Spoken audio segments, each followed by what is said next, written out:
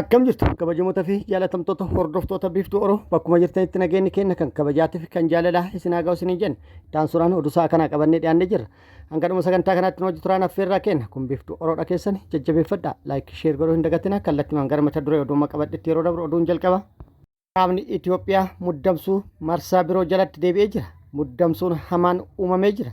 Lolli dhoohinnaa kan jedhus tilmaamni guddaan itti kennamee jira.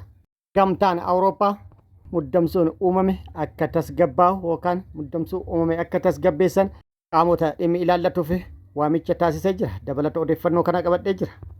Oduun itti aanu yuunivarsiitiiwwan naannoo Oromiyaatti hiriirri mormii jalqabe har'as itti fufee jira. Kaleessa yuunivarsiitii Ambootti, har'a ammoo yuunivarsiitii Wallaggaatti barattoonni yuunivarsiitii hiriira mormii gaggeessanii jiru. Dabalata odeeffannoo kanallee qabadhee jira. Oduun itti aanu miseensi mana maree Yuunaayitid Isteetsi akka akeekkachiisetti Itoophiyaa keessatti sababa mallaqa gargaarsaa dhaabbachuuf jiruuf namootni miiliyoona 3.1 rakkoo hanqina gargaarsaatiif saaxilamuu danda'u jechuudhaan ibsa kennee jira. Dabalata isaa qabadhee jira. Oduun itti aanu lolli loltoota mootummaatii fi waraana bilisummaa Oromoo gidduutti zoonilee Oromiyaa garaagaraa keessatti gaggeeffamaa jiru akkuma itti fufeetti jira. Waraanni bilisummaa Oromoo lola bakkoota garaagaraatti loltoota mootummaa waliin gaggeessaa jiru irratti injifannoo gurguddaa argataa jiraachuu beeksisee jira. Loltoota mootummaa hedduu booji'ee hedduu madeessuun heddummaa addunyaa kanarraa godaansuun meeshaalee waraanaa hedduus hiikkatuun injifannoo gagabbataa argadhe jedhee jira. Dabalata isaa qabannee jirra. Gara mootummaatti illee maaltu jedhame kan jedhu odeeffannoo qabannee jirra. Simbiraan kenna. Oduu kanneenii fi kan biroo wajjin guutuu oduu wajjin isin wajjin kan turu ani Bariisoo Ganamooti. Guutuun oduu wal duraa duubaan akka itti aanu kanatti isiniif dhiyaatu. Miseensi mana maree USA Itoophiyaa keessatti sababa mallaqa gargaarsaa dhaabbachuuf jiruuf namoonni miiliyoona 3.1 ol ta'an rakkoo hanqina gargaarsaatiif saaxilamuu danda'u jechuudhaan akeekkachiisee jira. Miseensi mana maree Ameerikaa Jiin Shaahin murtii xumura gargaarsa mallaqaa Yuunaayitid Isteetsi hordofuun sagantaa hojii gargaarsa ariifachiisaa gamtaa yookaan immoo Joint Emergency Operation Program dhaabuuf karoorfameen wal qabatee Itoophiyaa keessatti qisaasamni gargaarsa namoomaa akka mudatu akeekkachiisee jira. Gargaarsi kun naannolee waraanaan miidhaman naannoo Tigraay fi kan biroollee namoota miiliyoonaan lakkaa'amaniif gargaarsa nyaataa dhiyeessuun beekama.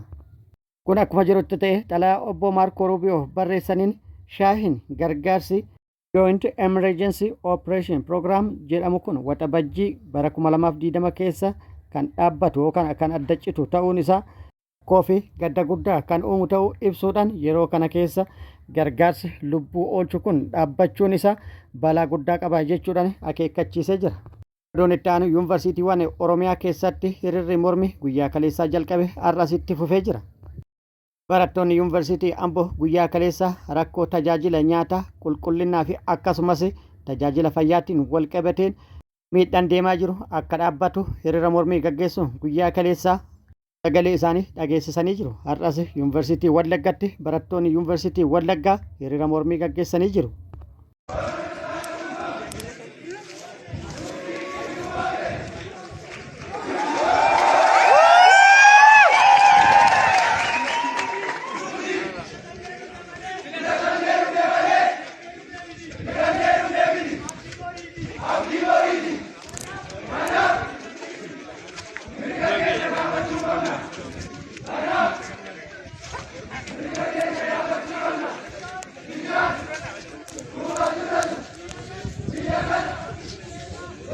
Akkuma sagalee barattoota hiriira mormii irratti dhageessan kanarraa dhagamaa jirutti komiin barattootaa kun wal fakkaataadha. Nyaanni qulqullina dhabu akkasumas nyaata gahaa argachuu dhabu yookaan immoo hanqinni nyaataa jiraachuu kanarraa kan ka'e barataan baratuu dadhabuu fi rakkoo garaagaraatiif saaxilamaa jiraachuu kan ibsamedha. Barataa yuunivarsiitichaa akka ta'e tokko yaada Jawaar Muhammadii kenneen akka jedhetti ani barataa yuunivarsiitii Wallaggaati. Sababa rakkoo nyaatatiif barumsa dhiisee galuudhaaf qarqararra jira. Nyaata gahaa argachuu dhabuu kan hanqina nyaataa irraa kan ka'e dubbisuu dhiisne akka dhukkubsata doormii ciisaa oolla. Sammuun keenya waa'ee barnootaa dhiisee waa'ee beelaa yookaan immoo hanqina nyaataa yaada jechuudhaan rakkoo jiru ibsee jira. Jawaar Muhammadis kanarratti yaada kennee jira. Yaada kenneen hanqinnaa fi akkasumas qulqullina dhabuun nyaata barattoota yuunivarsiitiilee komii guddaa ta'e ka'aa jira. Komii guddaa ta'e nu dhaqqabaa jira jechuudhaan ibsee jira. Jawaar Mohammad akka jedhetti yuunivarsiitii Hawaasaa meen kaampaasii irraa komiin barattoota na dhaqqabe jedhee jira. Barattoonni beelan dhumnee jirra sagalee nu ta'e jechuudhaan gaaffii dhiyeessan jedhee jira. Oduun itti aanu lolli loltoota mootummaatiif waraana bilisummaa Oromoo gidduutti zoonilee Oromiyaa garaagaraa keessatti gaggeeffamaa jiru akkuma itti fufetti jira. Waraanni bilisummaa Oromoo lola zoonilee Oromiyaa bakkoota garaagaraatti gaggeeffamaa jiru irratti loltoota mootummaa irratti miidhaa dhaqqabsiisuun injifannoo argataa jiraachuu beeksisee jira. Haaluma kanaan lola bakkoota garaagaraatti loltoota mootummaa waliin gaggeessaa ture irratti loltoota mootummaa hedduu booji'ee jedhee jira. Loltoota mootummaa bakkoota garaagaraatti booji'ee miidiyaa hawaasaa kana irratti gadhiisuudhaan miidiyaa hawaasaa kana irratti bal'inaan naannawaa jira.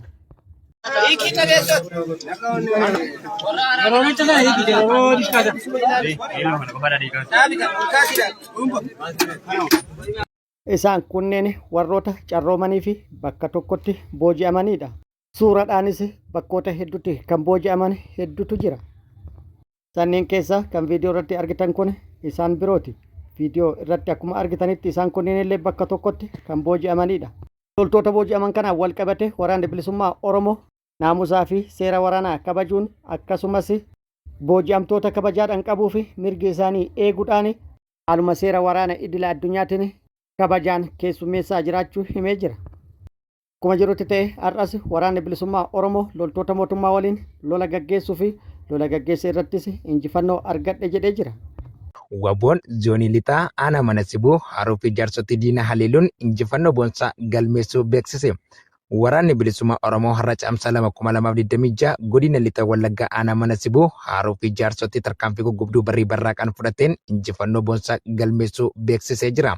Tarkaanfii kanaanis aanaa mana sibuu ganda beenguwaa bakka addaa qilxuuraamaa jedhamu daandii gurraacha gubbaatti tarkaanfii hattee fudhateen humnoota weerartuu biltsiginaa du'aa fi madoon adabuu hooggansi waboo bakkichaa eeranii jiru.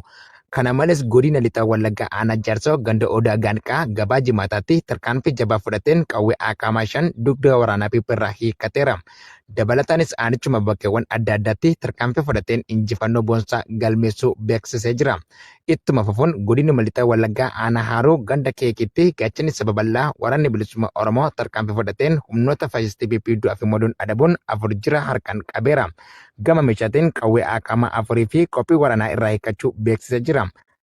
Waraanni bilisummaa Oromoo zoonii giddugala Oromiyaatti tibba kana fufteedhaan loltoota mootummaa waliin lola bal'aa gaggeessaa jiraachuu beeksisee jira. Tibba kana hanga funyaan Finfinneetitti fuulla'uudhaan tarkaanfii fudhataa jiruun injifannoo gurguddaa argatuu beeksisee jira. Guyyaa tokko dura lola giddugalatti loltoota mootummaa waliin gaggeesse irratti loltoota mootummaa PP28 booji'ee ture. Meeshaalee waraanaa hedduus hiikkatee ture. Har'as achuma giddugala Oromiyaa Soddoo Daacii fi Baha Shaggaritti lola guddaa loltoota mootummaa waliin gaggeessuu beeksisee jira. Lola har'a gaggeessaa oole irratti miidhaa guddaa loltoota mootummaa irratti dhaqqabsiise jedhee jira. Meeshaalee waraanaa hedduu hiikkatu kan ibsa waraanni bilisummaa Oromoo BKM 3 Snapper 2 AKM hedduudha jechuudhaan odeeffannoon bahe yookaan nu ga'e ibsee jira. Guutuu odeeffannoo kana akkuma nu ga'een isiniin geenna. Lola Oromiyaa bakkoota garaagaraatti loltoota mootummaatiif waraana bilisummaa Oromoo gidduutti deemaa jiru kana wal qabatee gama mootummaati maaltu jedhame kan jedhu odeeffannoo argachuuf yaallee turre odeeffannoo argachuu hin dandeenye yookaan wanti jedhame hin jiru. Gama biraatiin mootummaan lola waraana bilisummaa Oromoo waliin guutuu Oromiyaa keessatti gaggeessaa jiru irratti akka waan lolli gaggeeffamaa hin jirreetti cal'isa filata. Kun immoo kan agarsiisu lolli hin jiru biyyi nagaa waan jedhu calaqqisiisuu fi sagalee lolaa yookaan waraana deemaa jiru ukkaamsuuf kan yaadame akkaataa jechuudhaan qaamonni garaagaraa yaada kan ittiin kennan yoo ta'u gama biraatiin immoo lola bakkoota garaagaraatti waraana bilisummaa Oromoo waliin gaggeessaa jiru irratti loltoota waraana bilisummaa Oromoo hedduu booji'u miidiyaa hawaasaa kana irratti odeeffannoon gadi dhiifame ni ibsa. Oduun itti aanu haalli nageenya kaaba Itoophiyaa ammas muddamsuu jalatti deebi'ee jira.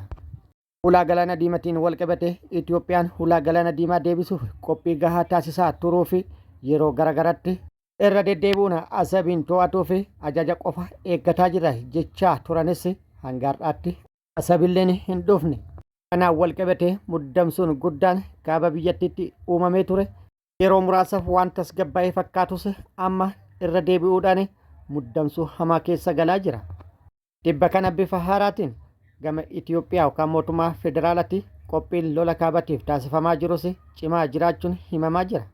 Mootummaan PP kaleef dheengadda diroonii gargaaramuun hojii basaasaa raawwataa turuu maddeen odeeffannoo garaagaraa gabaasanii jiru.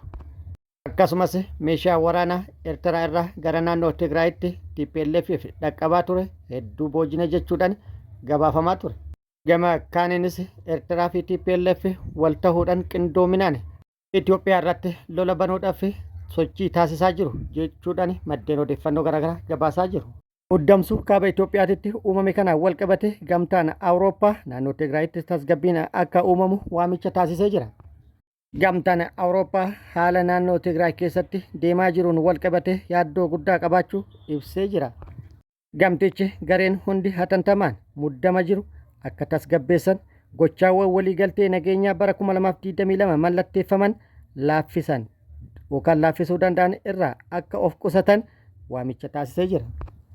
Dubbi himaan dhimma alaa gamtichaa kaleessa ebla 21 bara 2026 akka lakkoofsa Awurooppaatti jechuudhaan ibsa baaseen gareen hundi gochoota gara walitti bu'iinsatti nama geessan irraa akka of qusatan akeekkachiisee jira. Muddamsuun kaaba biyyattiitti uumame kun giddugala biyyattiittis muddamsuu biraa uumee jira.